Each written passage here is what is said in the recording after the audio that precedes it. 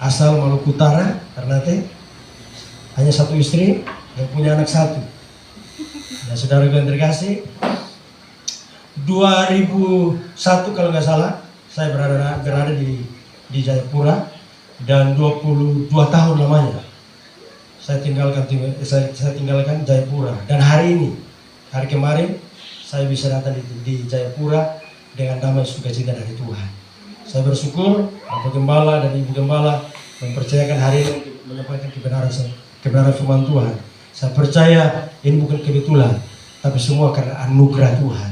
Karena sudah 22 tahun saya tidak bertemu dengan orang tua kita, Bapak Gembala dan Ibu Gembala, dan bahkan jemaat Tuhan, saudara-saudara kekasih saya di tempat ini. Jadi hanya kita bersyukur karena anugerah Tuhan sehingga kita bisa bertemu. Amin. Saudara yang terkasih dalam Tuhan kita Yesus Kristus, hari-hari ini bukan dunia semakin hari semakin baik. Hari-hari ini dunia semakin hari semakin buruk. Sehingga kalau kita tidak sungguh-sungguh ikut Tuhan, maka kekristenan kita hanya biasa-biasa saja. Amin. Jadi kenapa orang seringkali katakan begini, Tuhan, saya sudah ikut Tuhan bertahun-tahun, tetapi kenapa yang terjadi dalam hidup saya seperti begini? Kita seringkali mempersalahkan Tuhan. Benar? Benar? Iya kan? Saya sudah ikut Tuhan bertahun-tahun, dan banyak pergumulan saya yang Tuhan beri jawab. Tapi hari ini saya masih ada, dan saya masih berkomitmen dengan Tuhan. Apapun yang terjadi dalam hidup saya tetap melayani Tuhan. Amin. Kekristenan kita harus seperti begitu. Bukan saja dia nanti pendeta atau pastor baru dia bisa melayani Tuhan. Setiap orang yang percaya kepada Tuhan, dia harus melayani Tuhan apapun bentuknya. Katakan amin. Amin. Saudara yang terkasih dalam Tuhan, sehingga sampai hari ini saya tidak pernah jemu-jemu untuk melayani Tuhan. Walaupun dalam kesibukan saya, iya toh, tapi saya tetap melayani Tuhan. Amin. Saya juga bekerja sebagai swasta, bisnismen, tapi saya punya waktu untuk melayani Tuhan. Saya katakan buat istri saya, walaupun kita punya kesibukan, kita jangan lupakan Tuhan. Bahkan anak saya ajari supaya anak saya bisa juga melayani Tuhan. Walaupun dia nggak sekolah pendeta, dan hari ini anak saya juga bisa melayani Tuhan. Walaupun umur baru 5 tahun, baru 11 tahun, tapi dia bisa main drum. Saudara yang terkasih, jadi kemarin waktu saya datang, saya lihat drum ini dibungkus begini, ada pemain nggak? Katanya nggak ada. Saya bilang, gimana? Ya, kita berdoa supaya besok-besok ada pemain musik. Amin. Jadi bukan ada ini, bukan main musik aja, keyboard, tapi ada anak sekolah minggu mungkin bisa diajar, silakan diajar. Supaya kita sama-sama, ya kan, melayani Tuhan bersama-sama dengan Tuhan, keluarga kita melayani Tuhan. Ya saudara yang terkasih, jadi saya kalau datang di tempat ini, kalau saya lihat adik-adik saya melayani Tuhan, waduh, saya sangat senang sekali, senang banget. Iya. Kalau malas ke gereja, wah saya marah benar. Iya. Jadi hari Minggu harus kita ke gereja, ya kan? Iya, kita harus ke gereja. Kita punya waktu 2 jam untuk datang kepada Tuhan. Kalau kita nonton TV bisa berjam-jam, atau nonton YouTube bisa berjam-jam, masa untuk Tuhan 2 jam aja kita nggak bisa? Ya tuh, benar tidak? Ya kalau orang nonton bola kan, kalau kasih gol bertepuk tangan yang sekuat tenaga. Ya kalau memuji Tuhan sekuat tenaga, melompat. Saudara yang terkasih, ya seringkali saya lihat di Facebook, saya punya orang tua ini, ya Bapak Gembala, dia kalau memuji Tuhan, lompat-lompat seperti ini, Pak. Saya nonton, wah ini luar biasa. Iya, ini menjadi contoh bagi anak-anak muda, terlebih bagi saya juga. Saya kan masih muda. Oke, mari kita buka firman Tuhan.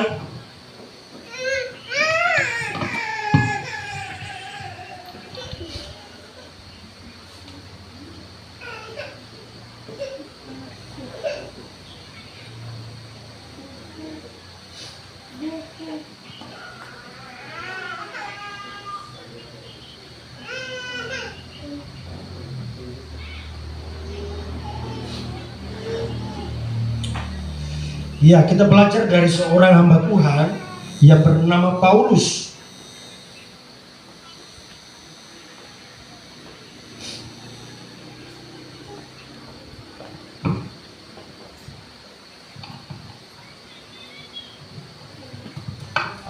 baca firman Tuhan ini.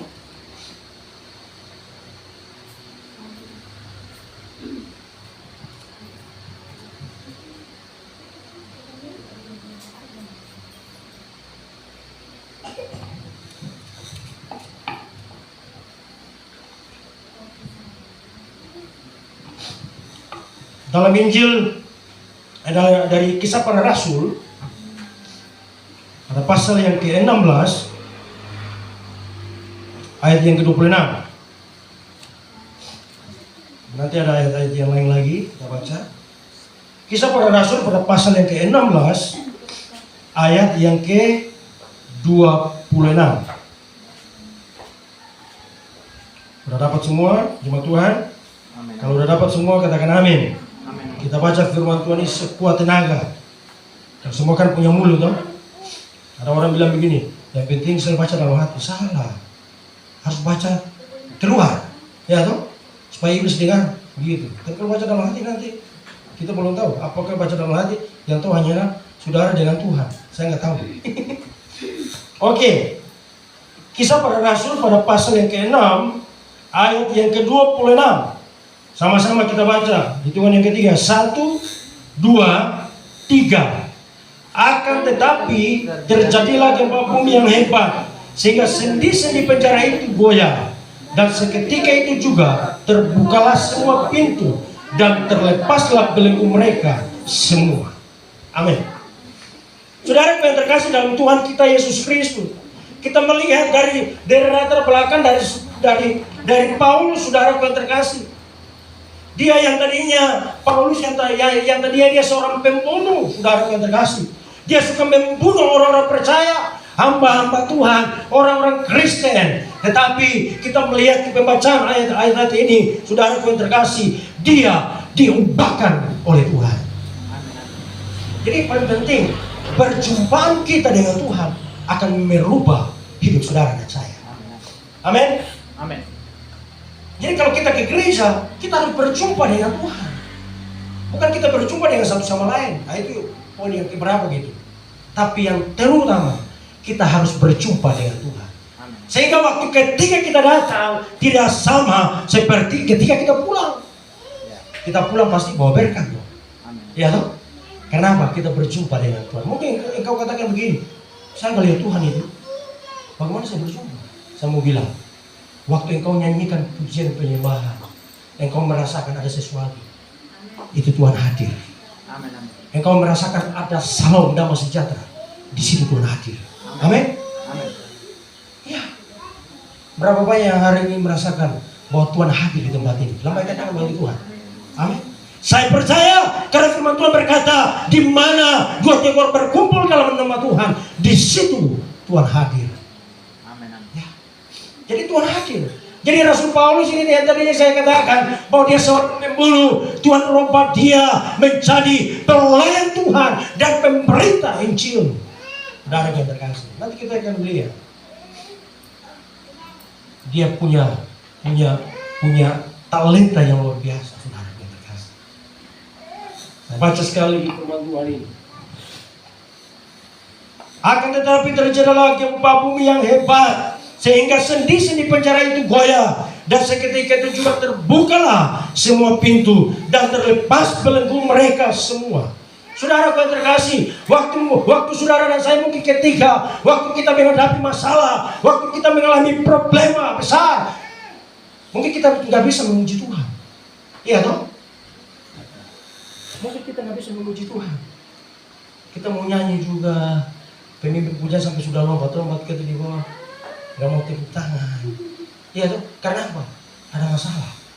Memang agak susah, itu manusiawi.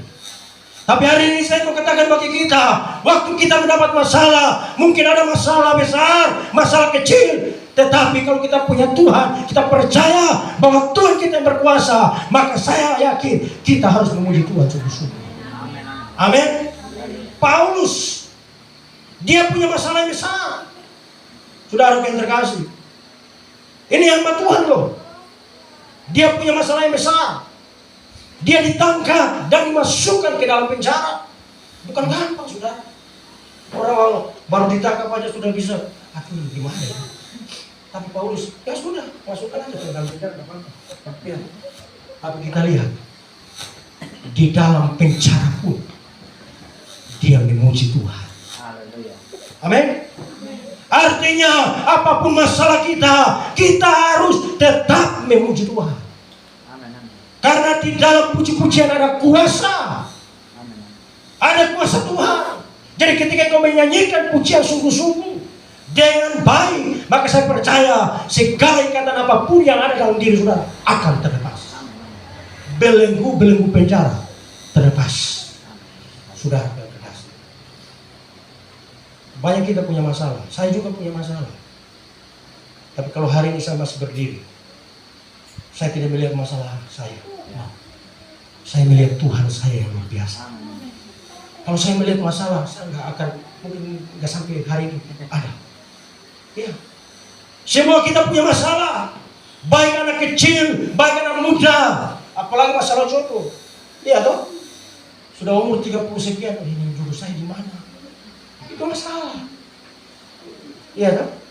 Mungkin waktu kau kuliah, mungkin uangmu nggak ada. Itu masalahnya. Tapi serahkan kepada Tuhan. Karena dia sanggup melakukan perkara-perkara yang besar dalam hidup ini. Amin. Amin. Kita baca lagi firman Tuhan dalam Kisah Para Rasul 16, 23 dan 24. Saya minta satu kekasih bisa bantu saya untuk baca. Kisah Para Rasul 16 ayat 23 sampai 24. Ayat 23 dan ayat 24. Iya. Demikian firman Tuhan. Setelah mereka berkali-kali didera, mereka dilemparkan ke dalam penjara. Kepala penjara diperintahkan untuk menjaga. Dengan sungguh-sungguh. Sesuai dengan perintah itu, kepala penjara memasukkan mereka ke ruang penjara yang paling tengah dan membelenggu kaki mereka dalam pasungan yang kuat. Terima kasih. Saudara yang terkasih, keadaan ini tidak mempengaruhi semangat daripada Rasul Paulus. Dia punya semangat, dia punya gairah, punya passion. Saudara yang terkasih, kenapa? Dia mengerti rencana Tuhan dalam hidupnya. Amin. Saya mau katakan, orang yang mengerti rencana Tuhan dalam hidupnya, dia tidak akan goyah. Amin. Dia tidak akan goyah. Dia tidak pernah putus asa. Dia tidak pernah memperserahkan orang. Tetapi dia tetap setia dengan Tuhan. Paulus sudah berkasih. Dalam mengikuti Yesus atau memberitakan Injil, bahkan kita akan melihat bahwa belenggu maupun penjara tidak dapat membangunkan dan menghalangi pelayanan daripada Rasul Paulus. Iya. Jadi jangan semua hujan sedikit, aduh, kita nggak mau pergi ke ibadah. Iya toh? Saya tinggal sampai di sana, nggak ada mobil. Itu menghalangi kita. Tapi biar kita tinggal jauh di mana, tapi kalau kita punya hati untuk datang kepada Tuhan, sejauh apapun kita akan melangkah dan mencari Tuhan. Amin. Nah, saya percaya jemaat Tuhan di tempat ini tidak tinggal di sekitar gereja ini. Ya toh, Bapak Gembala tinggal di jauh sana. Waktu kemarin saya dan Bapak Gembala datang, bilang di mana ya? Oh ya di mana? Saya kan belum pernah lihat. Dan setiap perjalanan saya tanya, Pade, di mana kau ya? Oh dia sudah dekat. Ini sudah dekat, tapi masih belum sampai jalan terus. Ya, tapi puji Tuhan, ya mungkin hampir 1 jam perjalanan ya. Hampir 1 jam. Tapi puji Tuhan, kita punya semangat, kita punya gairah untuk datang menyembah Tuhan. Saudara yang terkasih, jadi Rasul Paulus dia punya gairah untuk menyembah Tuhan. Dalam kehidupan sehari-hari banyak sekali belenggu apa? Dosa, saudara yang terkasih. Karena dosa, maka kita bisa saja tidak setia dengan Tuhan. Dosa menghambat hubungan kita dengan Tuhan. Saudara yang terkasih. Saudara yang terkasih dalam Tuhan kita Yesus Kristus. Bahkan hidup kita seperti apa? Terpenjara. Ya kan?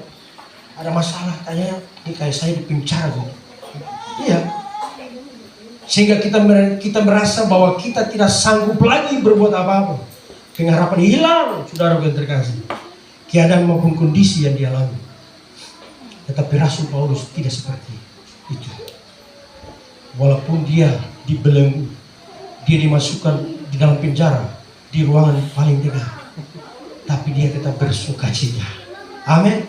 Bahkan kalau kita baca-baca ayat-ayat seterusnya, ya toh, waktu belenggu mereka dilepaskan, terlepas, saudara yang terkasih. Mereka nggak lari, ya toh. Ini kepala penjara sudah pusing, 7 keliling.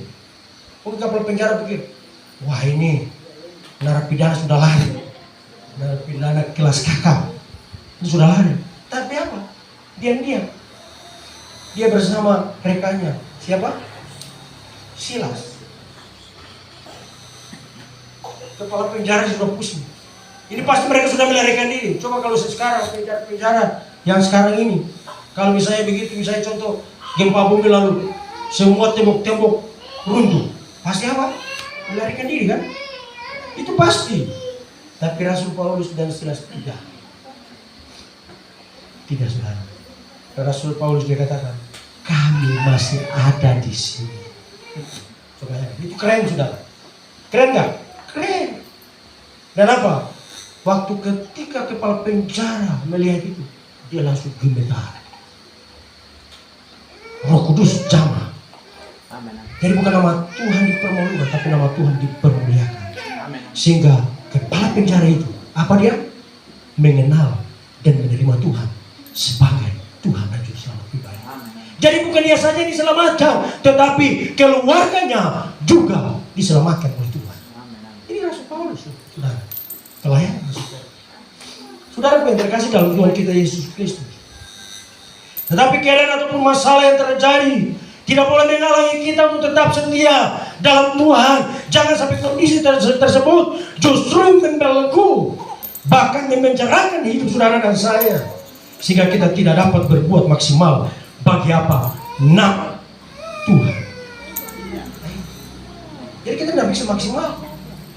Kalau saudara ada masalah sedikit, saudara mulai loyo. Ada masalah sedikit, orang semua bilang dia itu suka gosip. Lalu saudara dengar, awas ya, saya dapat kamu di gereja, habis. Sering bawa nama gereja lagi. Ya loh. Saya punya banyak pengalaman. Sudah 23 tahun saya tinggal di sini. Banyak suka duka yang saya alami. Ya. Banyak orang kita ikut Tuhan, kita melayani orang juga, seringkali mereka nunjuk-nunjuk kita begini, tapi mereka nggak tahu ini tiga ini tiada kesini. Usaha kita seringkali mulai apa sedikit, apalagi kemarin waktu COVID 2 tahun, ya toh. Tapi hari ini saya masih ada, masih hidup. Semua karena Tuhan. Dan nah kita harus bangga. Ya. Jadi kalau saudara ikut Tuhan sungguh-sungguh. Jangan setengah-setengah. Memuji Tuhan sungguh-sungguh. Waktu kau nonton bola, kau tepuk tangan bisa loncat-loncat. Masih kau memuji Tuhan, loyo-loyo. Iya toh? Sekarang begitu kita. Waktu kita nonton apa? Nonton bola atau orang tinju-tinju. Mulai dia kalau dia bilang, tepuk tangan. Tapi coba ke gereja. Aduh, loyo sekali. Tapi di sini tidak ada. Amin. Ya, karena gembala juga punya semangat, punya spirit. Ya. Saya berdoa supaya jemaat Tuhan akan bertumbuh di tempat ini. Ya. Kita tidak usah pindah-pindah gereja. Kalau saya hari ini, saya gereja Betel. Bapak Gembala GKPMI. Tapi kita punya Tuhan hanya satu, Yesus Kristus. Amin. Kita pandang dari gereja. Ya. Saudara yang terkasih. Sekali dengan Tuhan, tetap dengan Tuhan. Itu prinsip saya pribadi. Saya nggak tahu ya, Bapak Ibu yang lain. Ya. Nah dulu waktu saya berinjak pertama kali di timur di apa? Di Jayapura. Saya bukan mengganggu, melayani Tuhan. Itu Bapak Pendeta siapa? Ramia ya? Iya, Sakaria. Iya dong? Masih ada ya? Bapak Pendeta Ramia. Saya melayani Tuhan, waktu itu saya menghibur saya. Waktu saya mau pulang, aduh mereka kayak kehilangan gitu. Ya, tapi puji Tuhan. Hari ini bisa kita berjumpa lagi. Walaupun mungkin saya hanya beberapa minggu ke depan, tapi saya punya spirit. Kalau bisa setiap tahun saya bisa berhubung di tempat ini. Haleluya, amin. Supaya apa? Kita punya semangat. Iya. Saya mau saya punya juga adik-adik yang harus melayani Tuhan. Silakan engkau kuliah, silakan engkau kerja, silakan engkau sekolah, tapi jangan engkau lupa memperkatakan firman Tuhan dalam hidupmu. Iya, apalagi anak muda sekarang ini toh. Apalagi zaman ini nih, ya toh. Kita menggunakan media juga harus hati-hati. Saya ajar anak saya. Kalau dia main handphone saya lihat, sini handphonenya. Kalau bisa lalai apa saya kunci. Seperti gitu. Ya tiba-tiba waktu dia lihat, loh kenapa ini nggak jadi? Ya memang dia sudah kunci. Anak-anak kecil sudah bisa buka lewat internet. Bayangkan sudah. Jadi kalau kita tidak hati-hati, orang tua juga nggak takut Tuhan, maka anak-anak kita akan terjerumus ke dalam sana. Saudara yang terkasih. Jadi itu anak sekolah minggu, guru-guru sekolah minggu juga mengajarkan kepada anak-anaknya supaya mereka bertumbuh menjadi generasi-generasi yang takut akan Tuhan. Amin. Saudara yang terkasih dalam Tuhan kita Yesus Kristus, ada 3 hal yang saya bagikan pada pagi hari ini untuk jemaat Tuhan di tempat ini. Saudara yang terkasih, apa rahasia dari Rasul Paulus sehingga dia dapat terlepas dari belenggu penjara? Poin yang pertama adalah doa dan pujian. Doa dan pujian itu sangat penting. Saudara, kalau engkau tidak berdoa, maka saudara pasti mati. Bukan mati jasmani, mati rohani. Saudara kau terkasih, saya mau katakan bagi kita, kalau engkau tidak berdoa, maka engkau kosong.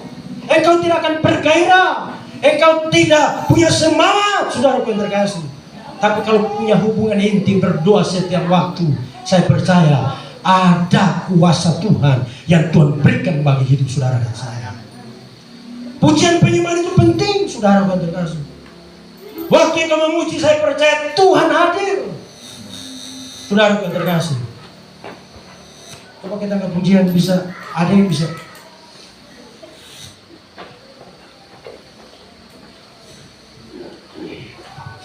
Kalau bisa intro dulu. Ya, toh. Karena saya biasanya sekali-sekali kalau saya khotbah ya di Timur Leste, itu pemain musiknya tetap di atas. Sekali-kali saya bisa angkat lagu. Setelah saya bilang, sudah dia.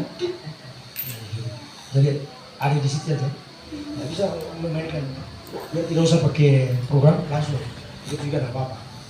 Jadi saudaraku yang terkasih, poin yang pertama, apa rahasianya sehingga Rasul Paulus walaupun dia dibelenggu, tetapi dia terlepas.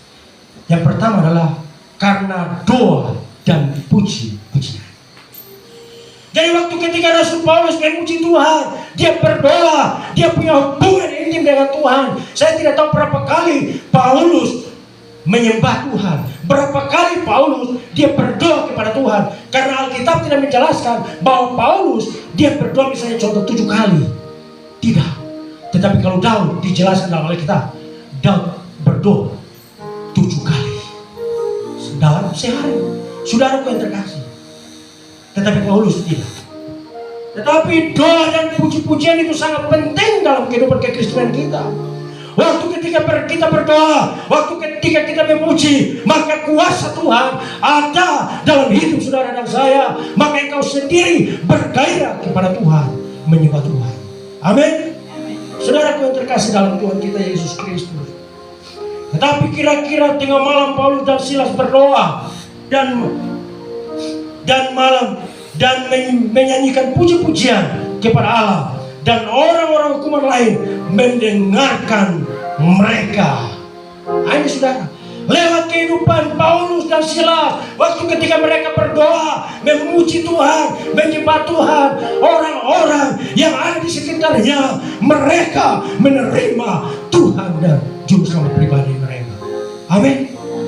Jadi lewat doa, puji-pujian, orang-orang yang ada di sekitar kita di sini, di gereja ini, pasti satu saat nanti mereka akan datang di tempat ini, menerima Tuhan sebagai Tuhan dan Juru Selamat pribadi. Amin. Saudara yang terkasih, penjara tidak membuat Paulus dan Silas bersedih, muram, menangis, bahkan putus asa ataupun stres. Saudara yang terkasih, tetapi mereka justru apa?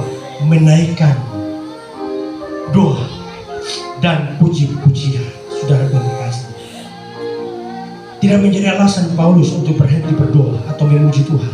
Dalam segala keadaan, dia tetap bersyukur kepada Allah, baik dalam keadaan senang maupun susah.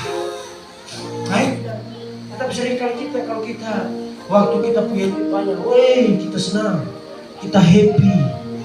Waktu kita tidak dapat masalah, kita happy. Tetapi waktu ketika kita ada masalah, waktu ketika kita tidak punya duit, mulai kita loyo. Apalagi ibu-ibu, ya toh? Ya toh? Apalagi ibu-ibu. Apalagi ibu-ibu kalau sudah tanggal tua, mulai. Ya, karena saya juga punya pengalaman seperti itu. Kalau sudah tanggal tua, mulai istri saya, mana? Saya bilang berdoa. Ya. Kita ini bukan dapat gaji sebulan, ya toh? Bukan setiap bulan.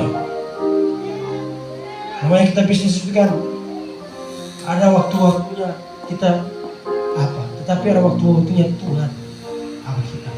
Dan saya sudah dalam pengalaman saya ikuti Tuhan. Dalam waktu-waktu yang saya tidak berdaya lagi, disitulah tangan Tuhan menolong kita. Ya, karena itu kita dia. Waktu kita nggak mampu, saudara yang terkasih, tangan Tuhan dia menopang saudara dan saya. Saudara yang terkasih. Dan banyak hal yang saya punya pengalaman seperti itu. Ya. Dan setiap kita anak Tuhan, Tuhan tidak membiarkan kita seperti anak yatim piatu. Dia tetap memperdulikan saudara dan saya. Amin. Apapun kebutuhan hari ini, saudara menyembah Tuhan. Apapun pergumulan hari ini, engkau harus banyak berdoa, bersekutu dengan Tuhan.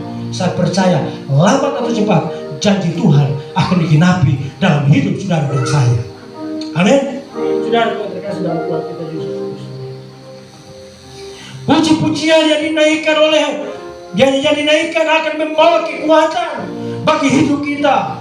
Terlebih lagi jika kita berada dalam suatu masalah, ada kuasa di dalam puji-pujian. Coba satu kekasih bisa baca Mazmur per pasal yang ke-22 ayat yang ke-4. Mazmur per pasal yang ke-22 ayat yang ke-4. Bisa dikatakan apa? Silakan bisa bantu saya membaca Mazmur pasal 22 ayat yang ke-4.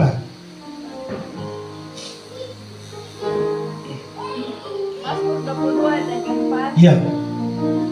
Kepadamu nenek moyang kami percaya. Amin. Mereka percaya dan engkau meluputkan mereka. Amin. Nah ini Daud tadi saya katakan dia 7 kali dalam satu hari dia berdoa, dia menyembah Tuhan. Saudara yang terkasih, sehingga apa? Daud walaupun dia sebagai raja, dia tidak pernah melupakan Tuhan. Orang kalau sudah di tingkat seperti itu, bisa saja melupakan Tuhan. Orang kalau sudah diberkati dengan luar biasa, bisa saja dia melupakan Tuhan. Tetapi Daud, dia tetap setia dengan Tuhan.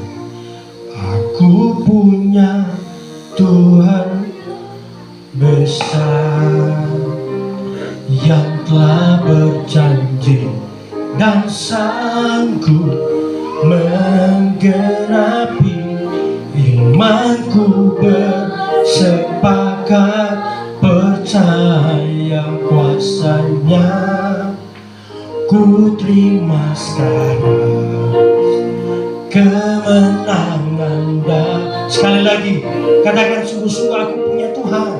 Aku punya Tuhan yang besar, yang telah berjanji dan sanggup menggenapi. Imanku bersepakat percaya kuasanya, ku terima sekarang kemenangan darimu. Saudara dan saya punya Tuhan yang besar. Dia akan genapi setiap janji-janji kepada saudara dan saya. Yang Tuhan mau kita hidup dalam kebenaran Tuhan. Amin. Kalau kita hidup dalam kebenaran Tuhan, maka Tuhan akan menggenapi setiap janji-janjinya bagi saudara dan saya. Mungkin hari ini kau katakan, ya Tuhan belum menggenapi janjinya bagimu. Tapi jangan engkau kecewa. Waktu Tuhan, waktu yang teringat bagi saudara dan saya. Amin. Poin yang kedua,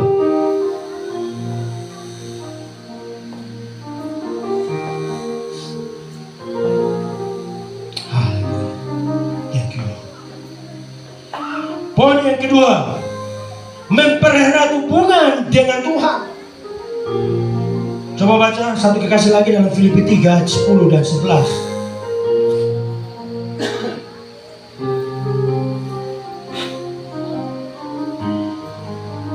Filipi 3 ayat 10 dan ayat 11. Ya. Yang kukehendaki ialah mengenal Dia. Yang kukehendaki ialah mengenal Dia dan kuasa kebangkitan dan persekutuan dalam penderitaan. Di mana aku menjadi serupa dengan Dia dalam kematiannya, supaya aku Paulus mengatakan beroleh kebangkitan dari antara orang mati. Amin. Saudara yang terkasih, jadi poin yang kedua, mempererat hubungan dengan Tuhan. Yang kukehendaki ialah mengenal Dia dan kuasa kebangkitan dan persekutuan dalam penderitaannya. Penderitaan yang dialami Paulus tidak membuat dirinya berhenti memuji dan menyembah Tuhan. Amin. Rasul Paulus menderita, saudara. Dia menderita dalam penjara. Dia dibelenggu di dalam penjara. Saudara terkasih, tetapi dia tetap mempererat hubungannya dengan Tuhan. Karena itu yang Tuhan kehendaki dalam hidup kita. Amin. Bagaimana dengan saudara dan saya hari ini?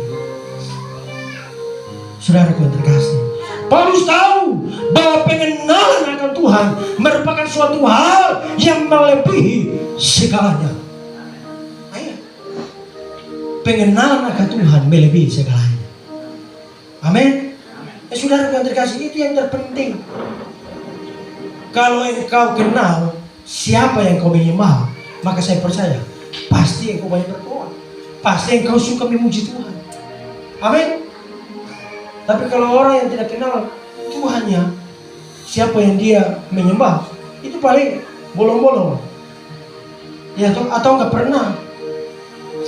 Ya, saudara yang terkasih, kalau saya nggak berdoa dalam satu hari, rasanya kosong. Saudara yang terkasih, dari pagi saya bangun jam berapa ya? Jam 4 saya sudah berdoa dan bangun mesbah dengan Tuhan. Saudara yang terkasih, itu kebiasaan saya. Lalu kalau kita sudah biasa, maka akan terbiasa. Tapi kalau engkau tidak pernah sekali untuk melatih dirimu, maka engkau akan rasa, aduh, ini bantalnya masih bagus, apalagi ber-AC, ya tuh, bagaimana saya mau bisa bangun? Ingat, hari-hari ini kenyamanan itu sungguh luar biasa. Kalau kita tidak hati-hati dengan kenyamanan, maka kita akan terbelenggu. Sudah terkasih. Jadi Rasul Paulus, saudara yang terkasih, dia mengenal Tuhan karena dia kenal siapa Tuhan yang menyembah. Amin. Oleh sebab itu, penjara tidak membuat Paulus bersedih, karena dia tahu bahwa dia memiliki sesuatu yang sangat berharga dalam dirinya, dan Paulus tidak mau melepaskan hal itu. Jadi kalau engkau sudah ikut Tuhan dan engkau sudah mengerti rencana Tuhan dalam hidupmu, engkau jangan tinggalkan dia. Engkau pegang erat-erat tangan Tuhan, atau engkau terus menyembah Tuhan, menyenangkan hati Tuhan. Saudara yang terkasih, Paulus tidak mau melepaskan hal itu. Bahkan dia ingin lebih lagi mengenal Kristus, agar dia dapat memperoleh apa? Mahkota yang sudah disiapkan oleh Tuhan. Aku punya Tuhan yang besar. Amin. Yes.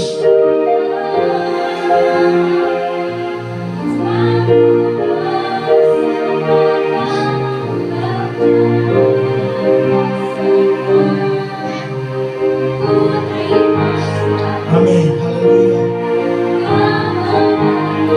Ya, sekali lagi, cuma Tuhan aja. Amin. Katakan sungguh-sungguh. Thank you, Lord. Amin. Sanggup menggenapi. Ya.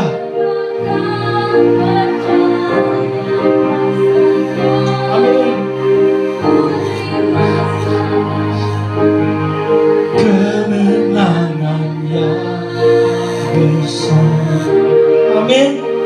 Saudara yang terkasih, masalah maupun pencobaan diizinkan Tuhan bagi hidup saudara dan saya, agar kita dapat lebih lagi mengenal siapa Allah kita. Amin. Jadi lewat proses kita lebih mengenal lagi. Jadi tadi saya katakan dari awal, waktu engkau dapat proses dari Tuhan, engkau ngerti rencana Tuhan, jangan engkau undur dari Tuhan. Jangan engkau katakan, kenapa Tuhan, saya sudah ikut Tuhan bertahun-tahun, tetapi kenapa ini yang terjadi dalam hidup. Tapi hari ini saya mau katakan, jika engkau mengenal Tuhan dengan sungguh-sungguh, maka engkau katakan, thank you Lord, thank you Lord. Amin. Saudara yang terkasih, Tuhan kita luar biasa. Tuhan kita luar biasa. Mendekat kepada Tuhan, sakit penyakit, kebangkrutan, kegagalan, dan bahkan pergumulan bertahun-tahun terjadi dalam hidup saudara dan saya, mungkin Tuhan belum jawab. Tapi hari ini saya percaya satu saat nanti Tuhan akan menggenapi janji-janjinya bagi saudara dan saya. Dia tidak pernah bohong. Kalau orang lain bisa bohong, mungkin suamimu bisa berbohong, atau sebaliknya istrimu bisa berbohong kepada suami. Tetapi Tuhan tidak pernah berbohong bagi kita. Sekali dia katakan, dia akan berjanji untuk menggenapi setiap janjinya. Pasti dia akan menggenapi. Amin. Kita sabar menunggu. Sabar menunggu. Orang sabar itu sungguh. Nah ini saudara. Haleluya. Dan ketika kita semakin intim lagi dengan dia, maka tidak ada yang dapat menghalangi dan membelenggu semangat hidup kita ini. Jadi kalau kita intim dengan Tuhan, intim bersekutu dengan Tuhan, intim berdoa setiap waktu, maka tidak ada lagi yang bisa menghalangi hidup saudara dengan saya. Tidak, saudara. Orang lain boleh berkata, ngapain ke gereja? Gak penting ke gereja. Ngapain ke gereja? Gak penting ke gereja. Walaupun orang bilang begitu, jangan engkau kendor kesetiaanmu. Sekali dengan Tuhan, tetap dengan Tuhan. Ya toh? Gitu. Harus punya komitmen seperti itu. Ada pepatah katakan, anjing menggonggong, kafilah jalan terus. Itu sederhana. Jadi ini luar biasa. Jadi kita tidak perlu mempertanyakan siapa yang kita membantu, tapi kita harus bersyukur karena kita punya Tuhan Allah yang luar biasa. Siapa gerangan ada padaku di surga selain engkau? Ini Daud katakan, selain engkau tidak ada yang kuingini di bumi. sekalipun dagingku dan hatiku habis lenyap, gunung batuku dan bagianku tetaplah Allah selama-lamanya. Daud punya komitmen. Dia punya komitmen dengan Tuhan. Saudara yang terkasih, siapakah gerangan ada padaku di sorga selain Engkau? Selain Engkau tidak ada lagi yang kuingini. Wah, luar biasa. Tidak ada lagi yang Daud ingini selain Yesus Tuhan kita. Luar biasa, saudara. Yang terakhir, mengapa atau kenapa Rasul Paulus bisa bebas dari belenggu-belenggu ikatan penjara? Yang ketiga adalah Paulus berpikir positif. Amin. Saudara mau berpikir yang positif? Kalau suamimu pergi kemana-mana, berpikir positif. Kalau istrimu pergi kemana-mana, harus berpikir positif. Amin. Kalau saudara tidak berpikir yang positif, saudara akan gak bisa buat apa-apa. Paulus dia berpikir yang positif. Filipi 4 ayat yang ke-8, ayat yang terakhir, silakan baca. Ayat yang ke-8, Filipi 4 ayat yang ke-8.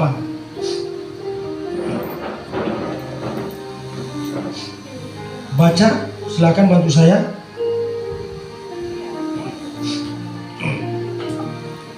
Filipi 4 ayat yang ke-8. Di sini katakan apa? Jadi akhirnya saudara-saudara, semua yang benar, semua yang mulia, semua yang benar, semua yang mulia, semua yang adil, semua yang adil, semua yang suci, semua yang manis, semua yang manis, semua yang sedap didengar, semua yang disebut kebajikan, semua yang disebut kebajikan dan patut dipuji, dan patut dipuji. pikirannya semuanya itu. Pikirkanlah semuanya itu. Amin. Ini berbicara berpikir yang positif. Paulus dia tidak berpikir yang negatif kepada kepala penjara. Dia tidak berpikir hal-hal yang negatif kepada mereka, tetapi dia berpikir hal-hal yang positif. Amin. Saudaraku yang terkasih, karena kalau dia berpikir hal yang negatif, tidak mungkin dia keluar dari penjara, atau tidak mungkin Tuhan akan bekerja dalam kehidupannya. Tidak mungkin, saudaraku yang terkasih. Tetapi saudaraku, Paulus dia berpikir hal-hal yang positif. Saudaraku yang terkasih, aniaya dan penjara bisa saja membuat Paulus merasa putus asa. Mungkin sebagai manusia yang merasa putus asa, bisa saja terjadi itu. Iya dong, bisa saja terjadi itu. Dia bisa saja apa? Kecewa. Dulu saya jadi pemuda lebih baik, lebih bagus daripada saya ikut Tuhan, lalu saya masuk penjara. Iya toh? Bisa saja sebagai manusia, bisa saja dia berkata seperti itu. Tetapi Paulus dia tidak kecewa. Bisa saja Paulus protes kepada Tuhan. Tuhan, saya sudah tinggalkan segalanya. Yang tadinya saya orang jahat, sekarang saya ikut Tuhan. Bisa saja dia protes. Tetapi Paulus tidak protes kepada Tuhan. Dia berpikir hal-hal yang positif. Yang tadi yang kita dengar, saudara-saudara, semua yang benar, semua yang mulia, semua yang adil, semua yang suci, semua yang sedap, ya, yang manis, semua yang sedap didengar, semua yang disebut kebajikan dan patut dipuji, pikirkanlah itu semuanya. Amin. Ayo saudara. Aduh, banyak orang berpikir yang negatif melulu, akhirnya apa? Hidupnya tidak punya semangat lagi. Ketika bangsa Israel berada di padang gurun untuk menuju ke tanah perjanjian, banyak dari mereka yang bersungut-sungut. Nah ini, bersungut-sungut. Akhirnya mereka tidak sampai ke tanah perjanjian yang Tuhan janjikan kepada mereka. Cuma hanya 2 orang. Bahkan Musa pun mati karena udah tua. Sudah berkasih. Tetapi ketika kita berpikir yang positif, maka Tuhan pasti memberkati saudara dan saya. Aku punya Tuhan yang besar. Mari saya jemput semua kita bangkit berdiri. Amin. Para pelayan Tuhan bisa maju.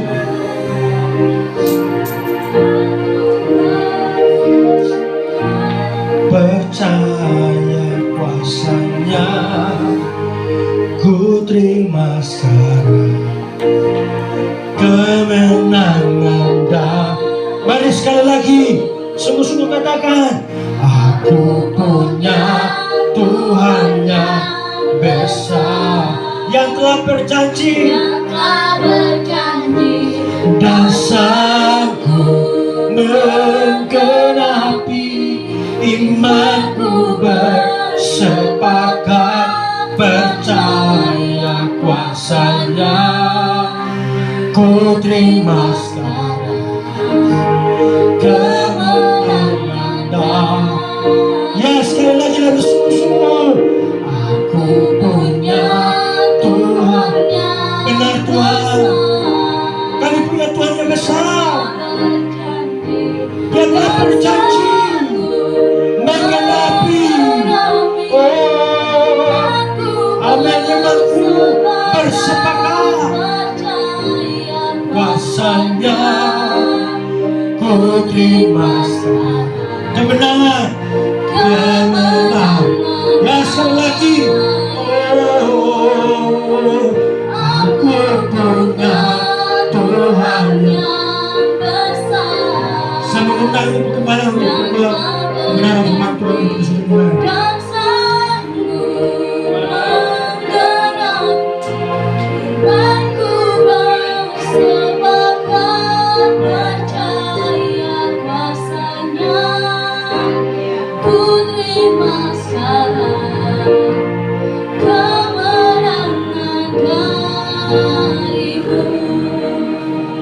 Terima kasih Bapak, kebenaran firman Tuhan telah ditabuh.